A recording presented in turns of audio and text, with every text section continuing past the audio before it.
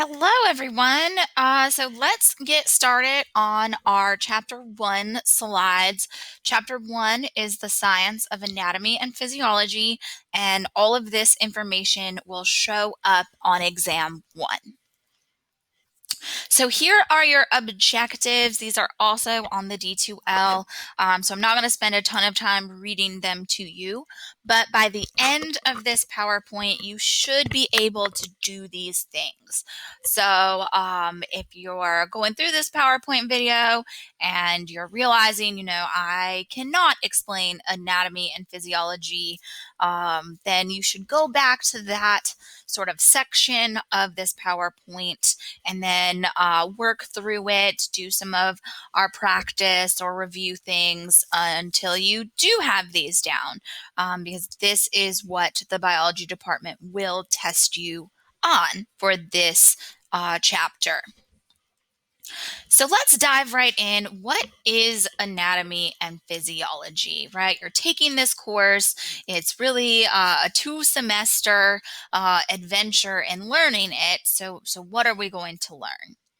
Well, anatomy is the study of the form and the structure of the body. And it actually comes from a Greek word that means to cut apart. And you will see as we go through our chapters and as you take a lab course in anatomy and physiology that there will be a lot of dissecting and taking apart models and looking at these structures in the body. And then physiology is the scientific study of how the body functions. So it's sort of the how, the what happens of the anatomy, that is the what is it. And physiology is studying most of the time biochemical processes, like how gas gets exchanged in the capillaries or how blood is pumped through those capillaries, that sort of thing. And we can study these two fields together because the form and the function are interrelated. It looks or is a certain way because of what it does, and it does what it does because of the way it looks. So they are correlated.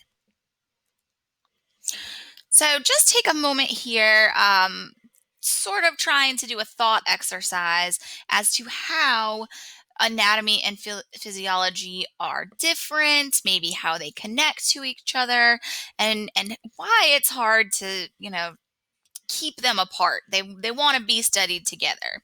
So here's a picture of a human heart. It's a clip art, but it is the human heart. So try to describe this image as someone who is an anatomist. Okay, so you want to describe it as if you are studying anatomy, just the parts and the pieces. Then take a moment to try to describe it as a physiologist, someone studying physiology, just in how it works or like what it does. You can pause this video. I'm not going to spend a lot of time. Usually this is a great discussion in class. Feel free to type your thoughts in our discussion part of our course if you want to. But can you see that there is a difference in perspective? Someone who is an anatomist would talk about the atriums and the ventricles, talk about the different vessels and arteries and veins that are connected, and what their names of the valves and the muscles, that sort of thing. Where a physiologist would talk more about how the blood moves through that heart or how we get the contractions of the muscles and what that would mean to a cardiovascular system. But at the same time, you can see how the structure and that function are linked together, right? Like we can't just talk about a heart and not really discuss that, blood is moving through that heart to move to the rest of the body. Okay. And again, feel free to, type up your thoughts or send a video of your thoughts. We can make this as interactive as y'all would like it to be. But I know it's a little different than an in-person discussion, listening to me over the video. Okay, so let's break down our different anatomy and physiology fields a little bit further. When we look at anatomy, we can divide anatomy into microscopic anatomy, or something that you would need a microscope to see, and gross anatomy, sometimes called macroscopic anatomy. And that's just the anatomy that you don't need a microscope to see. You can see it with your eyes.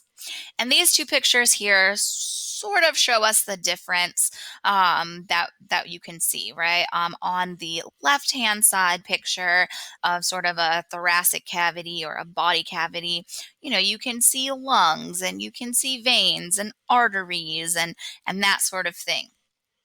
Whereas on the right side, these are all tissues that are looking at under a microscope. So we're blowing it up and seeing individual cells.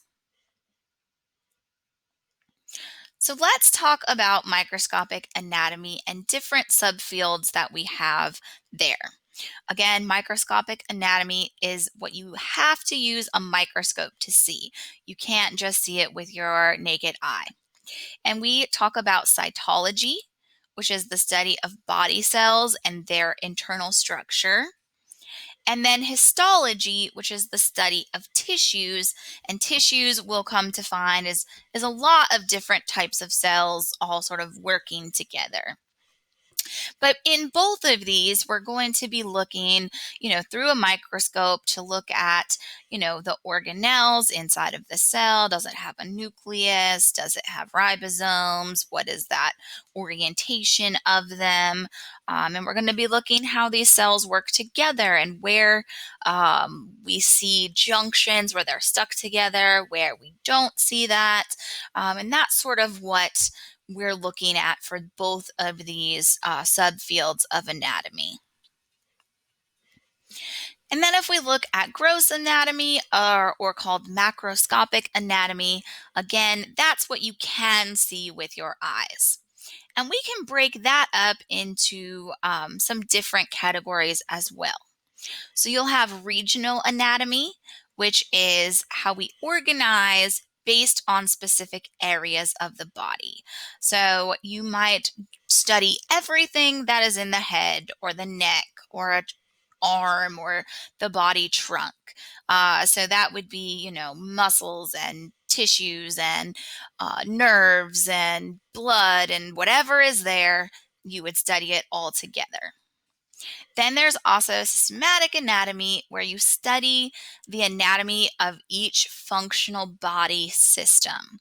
So that's where you would look at the skeletal system, all of the bones as one thing, and then the muscular system, all of the muscles as one thing. There is not one way that is better than the other. um, both are necessary. It just depends on the end goal of what you are studying. And in our course, we tend to go with this systematic approach, where we're going to look at these different body systems individually. But again, that is just how our textbook is laid out, how our course is laid out. Obviously, there is plenty of good science happening, with regional anatomy as well. All right, looking a little bit more at gross anatomy, besides just regional and systematic, we can also have surface anatomy, which is just going to focus on the outside superficial anatomical markings. And a great reason to use this sort of anatomy would be teaching someone CPR or having to perform CPR, right? You're not as concerned about the internal workings of their body, but you do want to know where their sternum is to place your hands so that you can do chest compressions. And then there is also radiographical anatomy, which is going to be showing the different structures internally in the body using either X-ray or MRI or any other sort of imaging that is available to these anatomists. We can also look at embryology, which is the study of the developmental changes that happen from conception to birth. So, right from when that sperm and egg meet until that baby is born. And then you can also follow this developmental anatomy, as child and adult development. And then comparative anatomy, that is studying the similarities and differences of different species. So you might be looking at something like the bone structure of a human to a cat, to a pig, to a sheep. And comparative anatomy is what a lot of non medical field biologists really spend a lot of time learning about. And it is what I studied most as I made my way through my undergraduate degree. So there is some examples for you with embryology and comparative anatomy on our pictures on this slide. Okay, we're gonna go into pathological anatomy. It's sort of this last but not least in your book, where we're studying abnormal anatomy. Like we have an organ, we know what it's supposed to look like and how it is supposed to be in the body, but then it doesn't always look that way. Something is weird or abnormal about it. And the study of pathology is the study of these abnormal structures and abnormal function that is causing disease or disorder. So you might have something like, these kidneys with cancer or lungs with cancer or a virus or something, and you would be studying how it is different than the non-diseased, non-disordered structures. And within pathology, we have cytopathology, histopathology, and those same fields of cytophysiology and histopathophysiology. So that was all of our different types of anatomies. What about physiology, right? We said they go together. So what are we talking about here? Many of those same categories apply to physiology, and we can include things like that pathophysiology that we just talked about briefly, the cardiovascular physiology, neurophysiology, reproductive physiology. It's just instead of the what is there, it is the how does it work part of learning about the body. So here's an example of our cytophysiology, and that is the physiology of cells. So here we've got a cell membrane. We're showing the endoplasmic reticulum. And as a physiologist, we want to know, how does that vesicle move from that endoplasmic reticulum to the Golgi apparatus and then out of the cell or, into the cell. So that would be what we study. Less of the what is the endoplasmic reticulum, more of the how does it work. If we look at systemic physiology, that's our physiology of systems, right? Our body systems. So we would be looking at something like this pulmonary circuit or a body circuit of how does the blood move through those veins? Where is it going? What is happening to those blood cells where they're picking up oxygen or dropping off oxygen and getting waste? Okay. And this is a very fast walkthrough through this. Obviously, as we learn about the different systems in each chapter, we will go way more into depth. This is just our overview of what are these things. So don't panic when you see this picture and are like, oh my goodness, I don't know all of this. It's okay. Probably the most important thing that we should remember is that anatomy and physiology are dynamic and changing sciences. As we learn more, about these different parts of the body and what they do as we have more experiments and we figure out treatments for disease and all of that. We learn more, and there are more fields that are more specific and that emerge. So really, that scientific method that you learned about, way back in grade school, is still very important in the fields of anatomy and physiology. They're always changing, always experimenting. Okay, so let's switch gears just a little bit. Now that we know in anatomy and physiology, we're looking at living things and we're looking at the parts and pieces and what they do.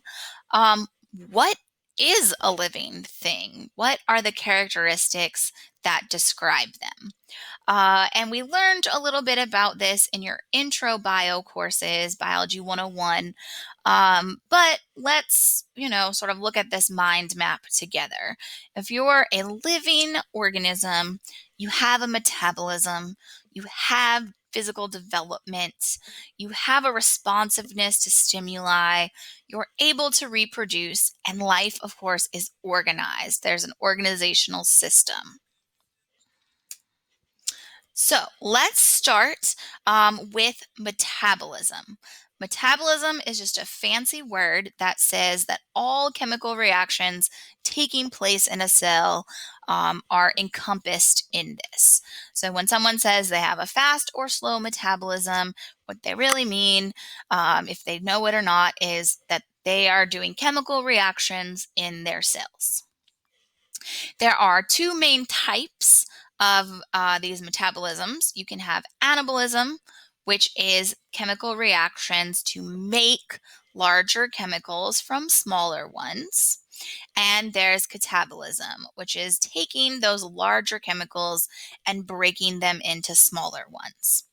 And I will be totally honest, for a long time, I got these two things confused until I got a pet cat. And my cat is really good at knocking things over and breaking things apart. He's so adorable, but he is mischievous. So the second that I thought about my cat breaking different items in my home, catabolism made sense, right? Taking big things and breaking them down. So if that helps you, please use it. If not, please just feel sorry for me having a cat that breaks things in my apartment. Okay, so let's look a little bit more at what happens when we have more of an anabolic metabolism versus a catabolic metabolism, if they're equal or if it's the other way. So if anabolism is happening more than catabolism, then that organism will grow. So if we are able to build more things than we break down, growth happens. Conversely to that, if our anabolism is happening less than catabolism, or if we are breaking things down more than we are building them up, we say that that is degeneration, or breaking down. And if our anabolism and catabolism are equal, then we are at homeostasis. All right, so let's continue on and look at that growth and development. We said that that is a characteristic of living things. So in order to have growth and development, an organism is going to take material from its environment. And that environment, can include, nutrients from the soil if you're a plant, or from the food that you eat if you are an animal for the most part. And then you grow and develop. And then as organisms grow larger, there is an increase in size and or the number of cells. And then development is just that the organism is going through changes over time. So becoming, from a single cell at conception to an embryo to a fetus to a baby to a toddler. Then, you're an adolescent, a teenager, and then an adult. All right. So let's talk a little bit more about development. There's two major categories that your book talks about a bit briefly, but it's there.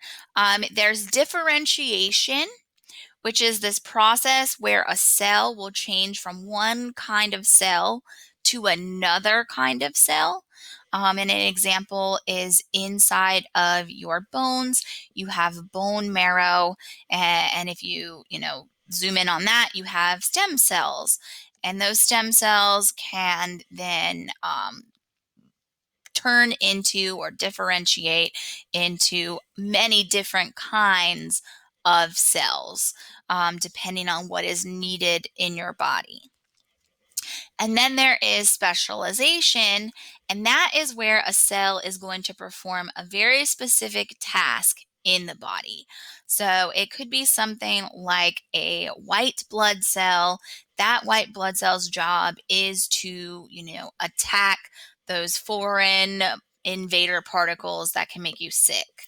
Or it's a nerve cell, which is responsible for transmitting an electrical pulse, from your brain through your spinal cord to wherever that nerve cell is. So, though they are similar, differentiation and specialization, there are some very key differences in that differentiation is taking a cell, turning it into a new cell. Specialization is having that cell perform a specific task. Okay, let's talk about responsiveness. And that is the ability to sense and react to some sort of stimuli. And that stimuli could be in your external environment, like outside of your body. You touch a hot stove. Or it could be an internal stimuli, like maybe your blood sugar is low. And then there are chemical processes that happen so that your body can get sugar and then, you don't pass out. Okay. And an organism has to be able to respond to those changes in the environment in order to survive. And a lot of times these changes can be very subtle, right? You're not actively thinking about your blood metabolism or your blood sugar and your metabolism. But sometimes, if you're hungry, the smell or the sight of food can make you salivate. So even very low level organisms, when we think of evolution, they respond to stimuli. They move to smell, they move to light, and they move away from danger. Okay. Living things are also able to reproduce and develop. Reproduction is producing new cells for growth, maintenance, and repairs. But also, if you have sexual reproduction as your way of reproducing, then you need to be able to make sex cells or gametes that, when fused, can develop into a new organism. So reproduction is not just, a baby. It's also making new cells that are, body cells in humans, right? If you cut your hand, you need to make cells in order to, repair that wound. Okay. And then, sort of last but not least, life is organized. And, your book spends a lot of time talking through, or I guess you read through, that organizational levels, right? You have atoms, and atoms combine to make molecules, and molecules make macromolecules, and macromolecules can make organelles, and organelles make cells, and cells make tissues. Tissues make organs. Organs together make organ systems. organ systems together make an organism. So there is this complex structure, and in that complex structure, we can break it down into organization and order. So again, if we are looking at this organization, we want to start with the simplest and move to the most complex. So we'll start at a chemical level. We have atoms. They are the smallest unit of matter. There's really four atoms that are the most common in a human body. And if you remember back to Biology 101, it was like CHNOPS. So, carbon and nitrogen, oxygen, phosphorus. Those ones are the most abundant in humans. And then molecules are just two or more atoms that are held together with covalent bonds. And then an organelle, of course, are these microscopic structures that are inside a cell. You can sort of think of them like the organs of the cell. They do the functions the cell needs to survive. And of course, we've got a Golgi apparatus, a nucleus, mitochondria, the cytoplasm, ribosomes. You will spend time more in the lab, sort of going through those parts to help you remember. For us right now, just knowing that there are atoms, and the atoms combine to make molecules combine, and we end up with organelles is plenty enough. We know that you spent a lot of time as well in your intro bios going through each and every organelle and what they do. And if you don't remember, don't panic. Again, more time gets spent in the lab for that. Of course, after we have our organelles, we want to move up to the cellular level.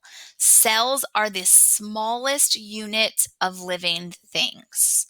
Okay, so a cell is considered a living organism, whereas our atoms and our organelles, molecules, macromolecules are not living. Cells are where we start, living things. So they are the basic unit and structure of and function in organisms. Cells are special because they can differentiate. Cells can become other things. Your human body is made up of skin cells and muscle cells and nerve cells, and they all have those special jobs that they do. So, of course, they are able to specialize as well. When we combine groups of cells in order to reach a common goal or have a common structure and function, we call it a tissue.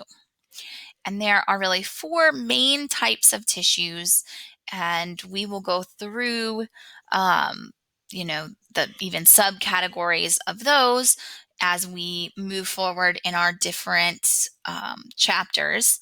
But the four main categories to know, today, right now, is epithelial tissue. That's going to cover exposed surfaces and line body cavities.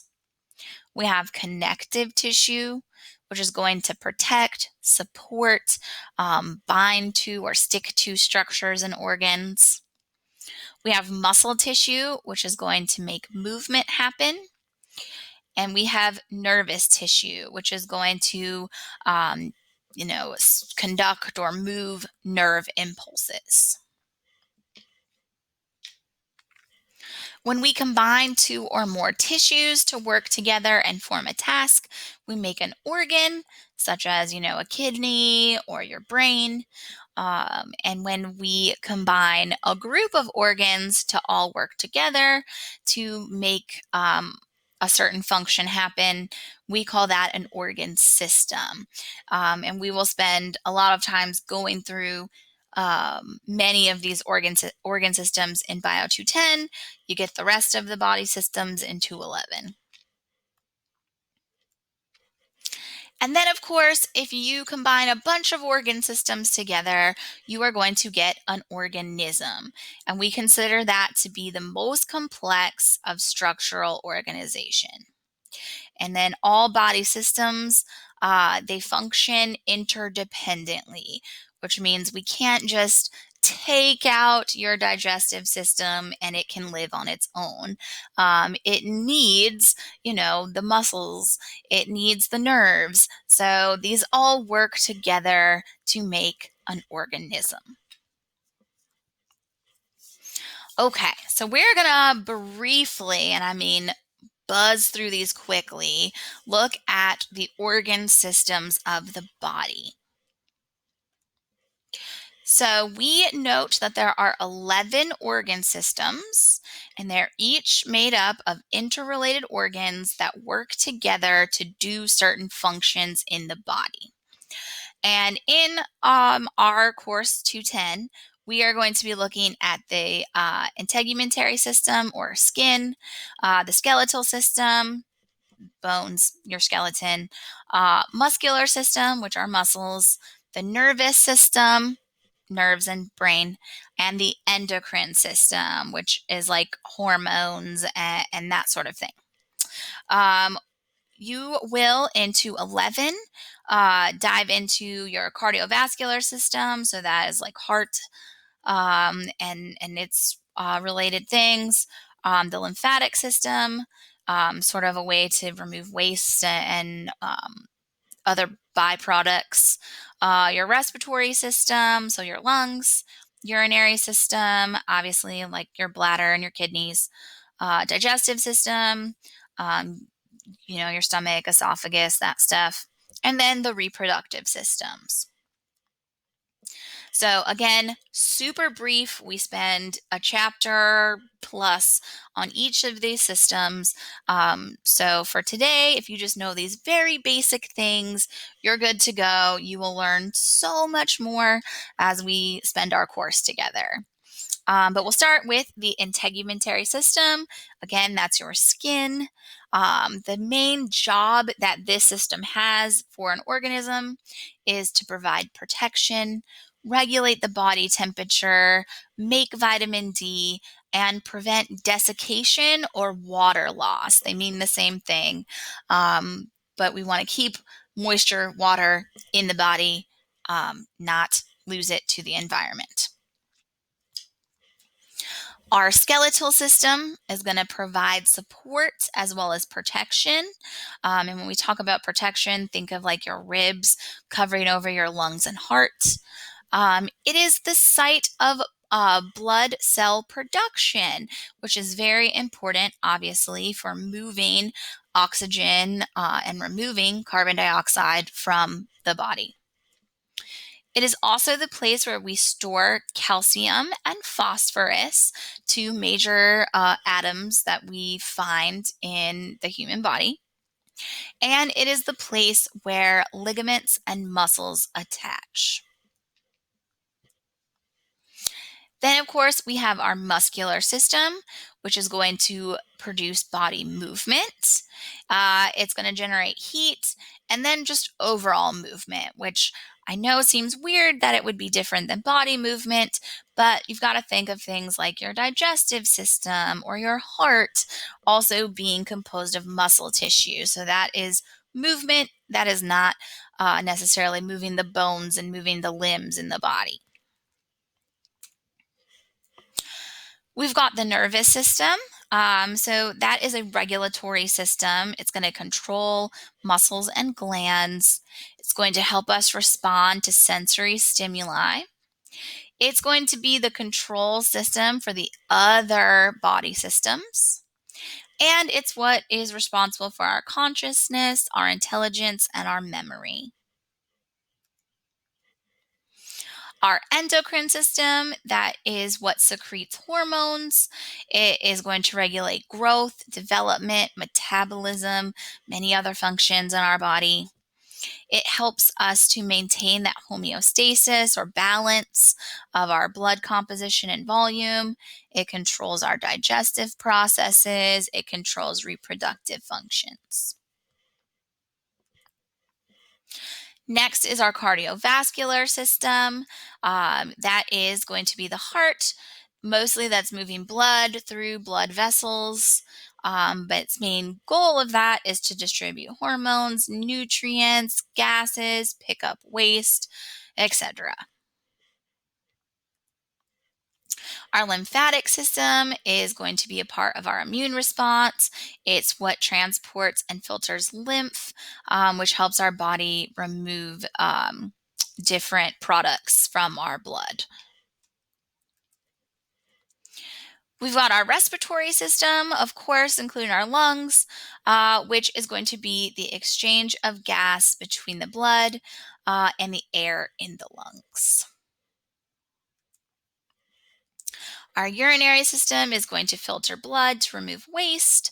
It helps us keep water balance in our body.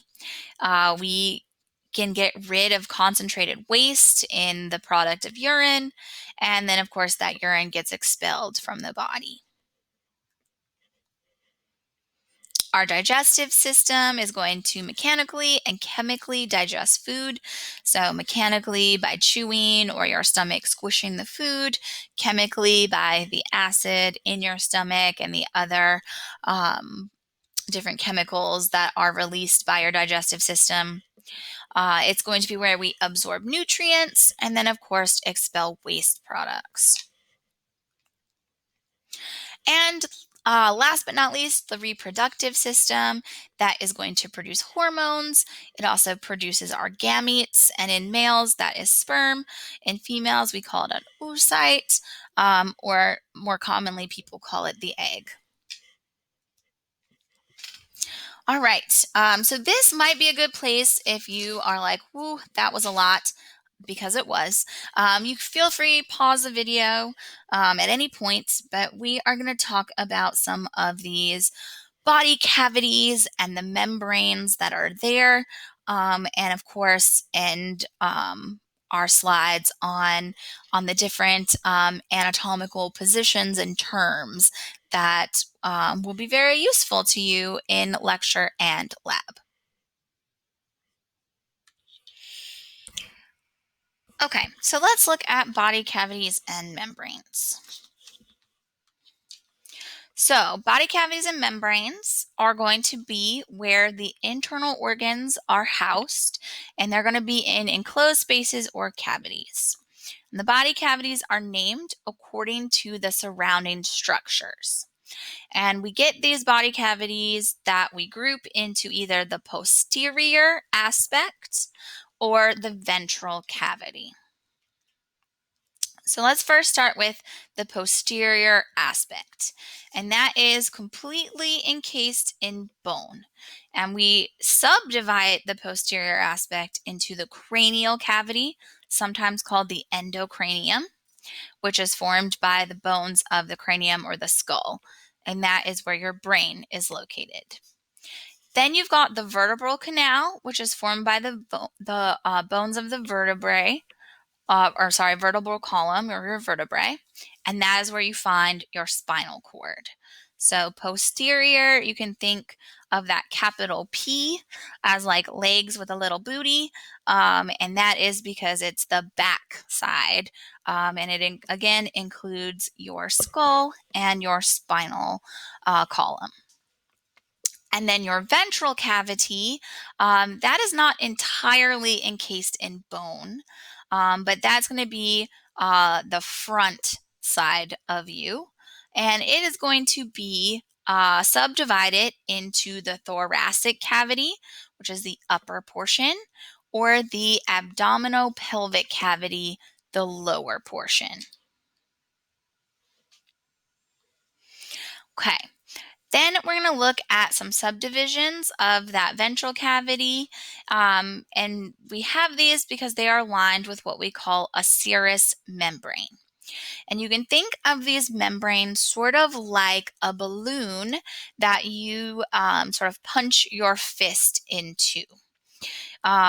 Because there are two layers in a serous membrane. There is in our analogy, this outer balloon wall, which is like the parietal membrane, and then there's the air, and then the inner balloon, which is like the visceral membrane. So that parietal layer, that is going to be on the internal surface on the body wall. And then the visceral layer, that is going to touch the viscera or the organs. And so it's going to cover the the um, the organs, the outside of them. And then that space that's in between, that's called the serous cavity. And that is most often filled with what we call serous fluid. And that's going to be a liquid that gets secreted by the serous membranes. So by that parietal layer and that visceral layer. And it's going to act as a lubricant, and it helps to reduce friction that is caused by the movement of the organs against the body wall. And again, you can think of it like a balloon that you kind of punch your hand through. You've got the outside of that balloon is the parietal layer, which would touch the cavity, and then your hand is the organ, and the balloon part that's touching that is the visceral layer. And the air that would be in between is like the serous cavity that would normally be filled with fluid. Some examples that we have, pericardium. That is going to be a two-layered serous membrane that surrounds the heart. So of course we have the parietal pericardium, which is that outer layer, and it forms this sac around the heart. And the visceral pericardium, that is what actually forms and touches the heart's external or outside surface. And of course, the pericardial cavity is the space that is in between the parietal pericardium and the visceral pericardium, and it contains serous fluid. So here's what we're talking about with that. We've got an image of that thoracic cavity, the chest, and you can see the lungs and the esophagus there. But here is a heart, and we can see that there is this membrane around it. And if we look at the bottom pictures, you can see the visceral pericardium making that outside of the heart, touching it.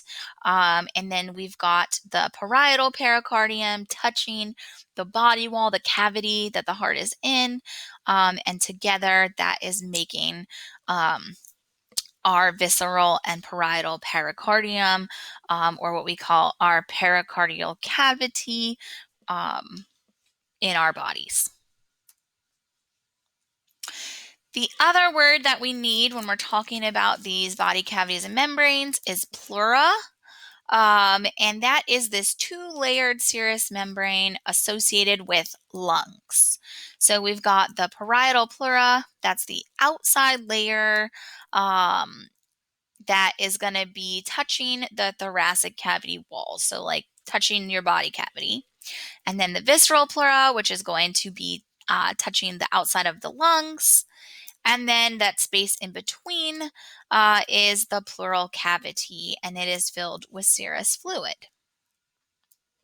So again, we've got our trachea and our lungs and our heart. We're going to ignore the heart this time, and we're going to look at our lung structure here. We've got our visceral pleura, we've got our parietal pleura, and that space in between is the pleural cavity. Okay. Moving down out of that thoracic cavity and going into our abdominal pelvic cavity, we've got what we call the peritoneal cavity. And that's going to be where we have abdominal and pelvic organs. And we call this tissue here mesenteries. And the mesenteries hold the abdominal organs in place, as well as provide a passageway for blood vessels and nerves to reach to those organs. And we have what we call this retroperitoneal organs that are located behind that parietal peritoneum. And that's going to be like your kidneys that are actually behind that mesentery. So what is your peritoneum? Again, that is the two-layered serous membrane that is going to be lining the abdominal pelvic cavity. We've got the parietal peritoneum, which is the outer layer touching the walls of your cavity. The visceral is actually touching your organs, so your intestines and your stomach and all of that. And the space in between the peritoneums is called the peritoneal cavity, and that is going to be filled with the serous fluid. Again, this fluid that is secreted by the cells to help with lubrication and cushioning. So here's what that looks like. We've got a side view, and here's, your organs, your stomach, your liver,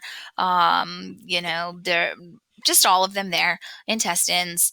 And if we look, we've got the visceral peritoneum touching the organs, the parietal peritoneum touching the cavity, and then all of that space in between making up this peritoneum or peritoneal cavity.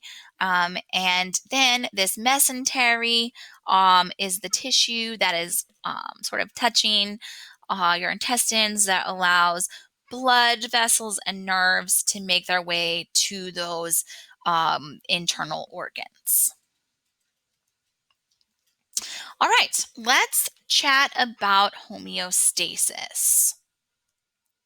So, homeostasis is just the ability of an organism to maintain a consistent or a constant internal environment. You can think of it as a balance or a steady state, especially in response to changing environmental conditions. And again, those conditions can be internal in the body or external out of the body. And in order to have this homeostasis and maintain it, there's sort of three stages or three components, pieces that we need to look at. So the first is that we have a receptor. A receptor is going to detect the change in the environment. And that is going to be like the stimulus that they are detecting. So, for example, there is a change in the temperature and it is sensed by the skin, right? If you're sitting in the sun, you sense that it's warm. If you go inside in the air conditioning, your skin senses that it's cold. And then that change that's been detected um, has to be interpreted in what we call the control center. And that control center interprets the receptor and is going to be the thing that initiates changes. For many of these processes in a human body, that control center is going to be the brain. It can also be an endocrine gland. But again, most of the time, what we're talking about is the brain. So your skin, the nerves there are recepting, they're detecting a change, and that is going to go to the brain. And the brain is going to say, "Ooh, there's a change. We need to initiate this effector." And the effector is going to be the structure that brings about a change. In our example of temperature being detected by the skin, if it's hot, that effector can be, your sweat glands are releasing sweat so that your body can cool down, or it could be muscles that will shiver and shake if it's too cold. So again, in order to keep that balance, to maintain homeostasis, you have to have a receptor to detect the change, a control center to interpret what that receptor is saying, and then the effector that will actually bring about change. Homeostasis can be maintained by negative or positive feedback mechanisms. The negative feedback is going to sort of work to turn off the original stimulus. The positive feedback is going to enhance or turn on, upregulate the initial stimulus. And this does tend to lean to being harmful to the body, but is sometimes necessary to bring about the change. So let's first start with negative feedback. It's much more common. It's going to control most of the body processes. And so what happens is that there will be some variable that is going to fluctuate between a normal range around a set point. And when we get away from that set point, that is when there is an action in the opposite direction in order to bring it back to that set point.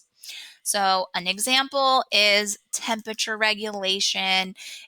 It's levels of blood glucose. So, you eat a meal, you start to break down that meal, your blood glucose increases, but you don't want it to get too high. So then, boom, effector, insulin, and then we can bring it back down and up and down and up and down. Or temperature, right? Your body heats up, it gets too hot, you sweat, we bring it back down. You get too cold, you shiver, you bring it back up. And again, negative feedback, that's the most common type of process to maintain that homeostasis. And here, this just comes from your textbook. It's showing, a man ice fishing, which if you have not done is incredibly cold. And so your body starts to shiver because you're cold and your body wants to warm back up. And so by shivering, you create heat with your muscles. It brings your temperature back up. Or opposite, being too hot. If you start to overheat, that stimulus gets sent to your control center in your brain that says, hey, it's too hot. You start to sweat. Your muscles kind of get fatigued and you slow down. And that's all to bring your body temperature back down to that normal range. Okay, in our homeostasis, let's look at the positive feedback. Again, much, much less frequent and considered more, kind of jarring or harmful to the body, but sometimes necessary. So basically, what happens in positive feedback is whatever stimulus happened is reinforced, and we keep moving that that variable in the same direction. We're no longer going up and down. We're pushing it until we get some sort of climatic event. And then the body will return to homeostasis. Some great examples that come straight from your book: breastfeeding, labor, and blood clotting are all from this positive feedback. So, your body senses, a change, and then we keep going through this process until, we reach a point that a climatic event happens, the blood clots, you start lactating, a baby is born, and then the body will go back to that balanced homeostasis state. So here again comes straight from your textbook, but the stimulus for breastfeeding, the baby is attached and suckling on the breast. The receptor is your sensory receptors in the skin detect this. It sends the impulse to your brain, specifically to the hypothalamus, which then signals this release of oxytocin. And then we release that, we release that, we release that. And then we stimulate breast milk to be ejected, it's released, and then as the baby feeds, we continue that feedback and continue stimulating, making or releasing oxytocin and ejecting breast milk. Okay. So here is sort of this pathway that we're going to talk about, or that your book talks about, in that how does this all work? So of course, first thing is that your body is going to detect some kind of stimulus, and then it is going to send that signal. That signal is going to be carried to that control center. Okay. And then that control center will decide on what needs to happen next. So then a signal gets sent to that effector, or not right away, depending, in which that signal is carried to the effector organ or gland or whatever it is. That organ or gland detects the signal and does the response. And that's a little bit different again than our positive feedback, in where we've got like for example, in labor, you've got estrogen from the ovaries, and oxytocin from the fetus and your pituitary gland, all come in together. And that is going to sort of stimulate the uterus to contract. It stimulates the placenta to make prostaglandins, which then is going to make more contractions, which is then going to cause the body to produce more oxytocin. And it's sort of this positive loop until, of course, the baby is born. Okay, last but not least, this next bit of information is all of our different anatomical position, directions, that sort of stuff. That is important for us here because as we move forward, we will speak in these terms, instead of up, down, left, right, we'll use the proper anatomy terms. But you will cover it much more extensively in your lab than in this lecture. But of course, it is very important to know in both. So if you've already done your work for your lab, this will be review. If you haven't yet, welcome. You will do a lot more in lab. So when we talk about anatomy and physiology, we have a very set position that we imagine the body to be in at all times. And that just gives us a nice reference point to discuss the different parts and pieces and where they are. And we call that standard position anatomic position. And how that looks is standing upright with your feet parallel and flat on the floor, the upper limbs at the sides of the body with hands facing toward the front. The head is level and the eyes are looking forward. So the picture on this slide is showing you anatomic position. So anytime we mention where something is in the body, we are going to imagine that body in this position. And that just gives us this reference point to all anatomists and physiologists in which to talk about where things are. If we need to look at the body a different way than that anatomic position, we might call it supine, which means that it's on the back, like our top picture on this slide. An example, you have to be in the supine position in order to do a sit-up. Or you can be in the prone position, which would be laying flat on the belly. Or the example, in order to do push-ups, you would need to be in the prone position. And really, this is just taking a figure that was in the anatomical position and either laying it on their back or laying it on their belly. Okay, directions. So in anatomical position, there are directional terms that we use in order to describe the relative positions. And they're not up, down, left, right. That would be way too easy. So first thing is we're going to have the anterior, also called ventral. And that is going to be towards the front of the body.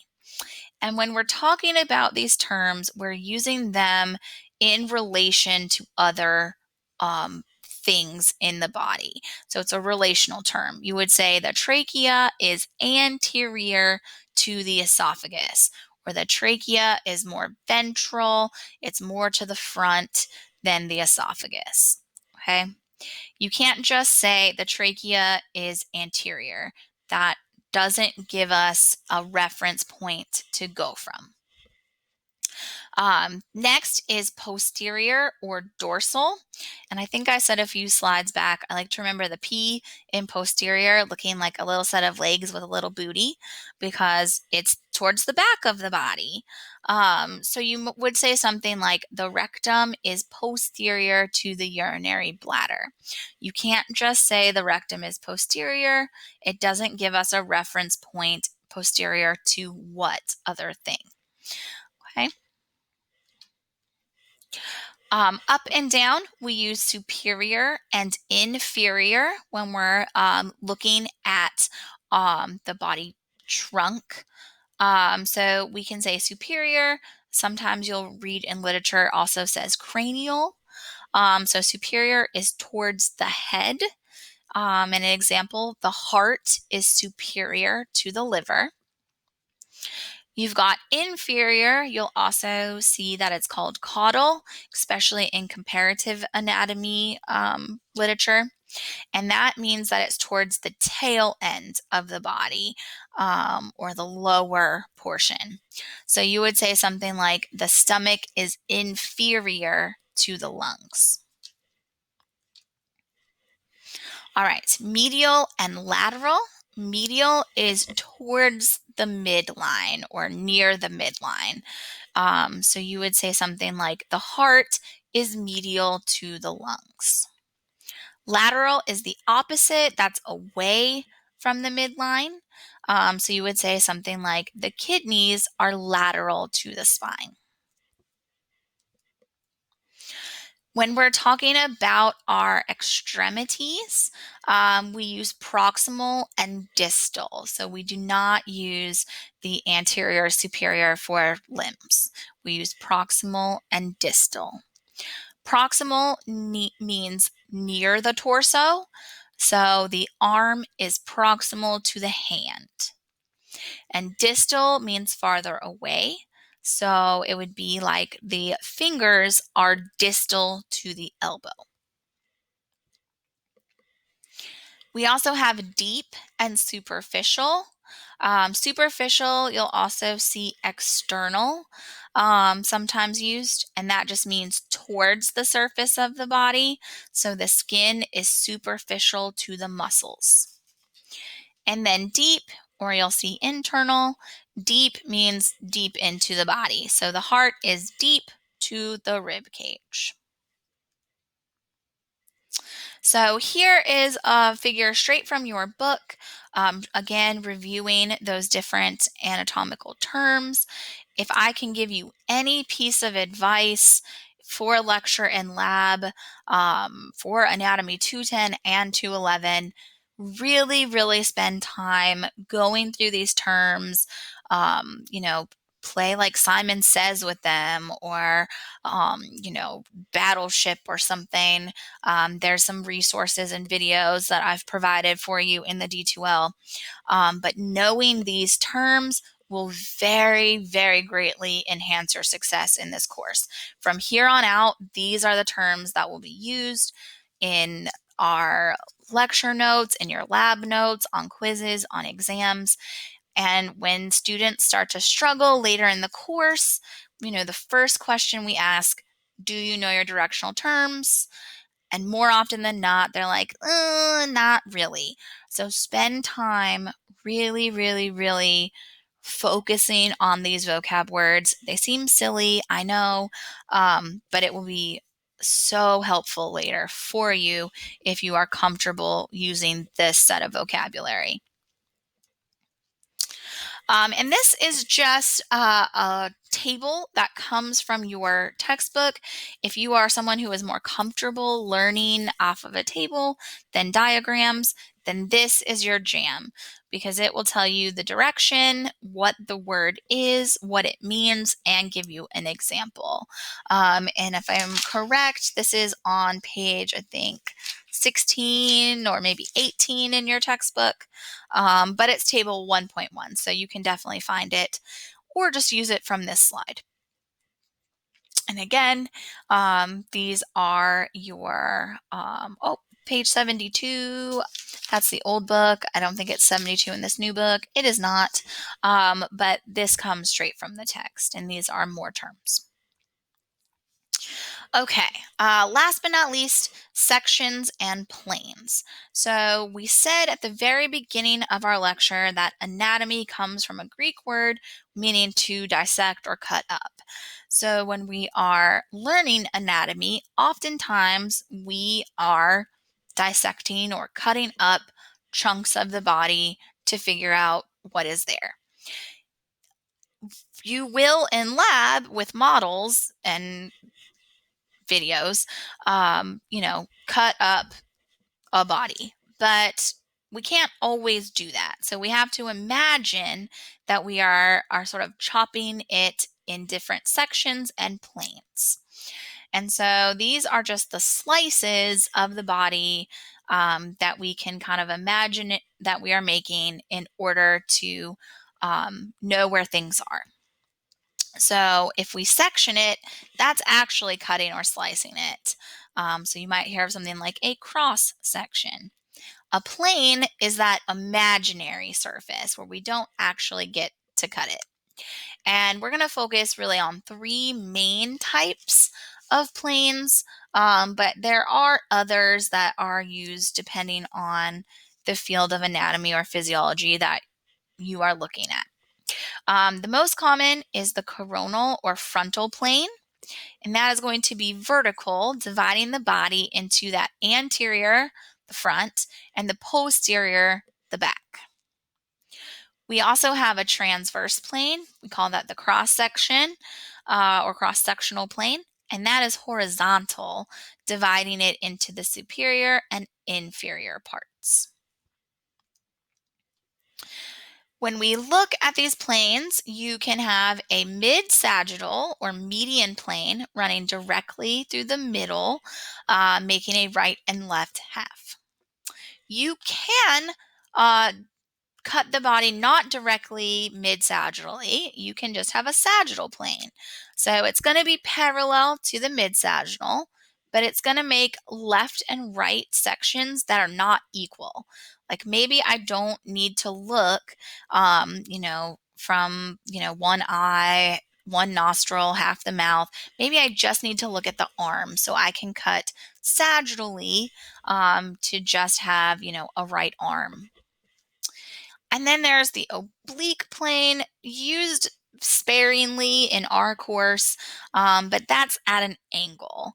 And that angle cut can be to, see inside of an organ, or if we need to see a larger cut of tissue, if we're looking for disease or that sort of thing.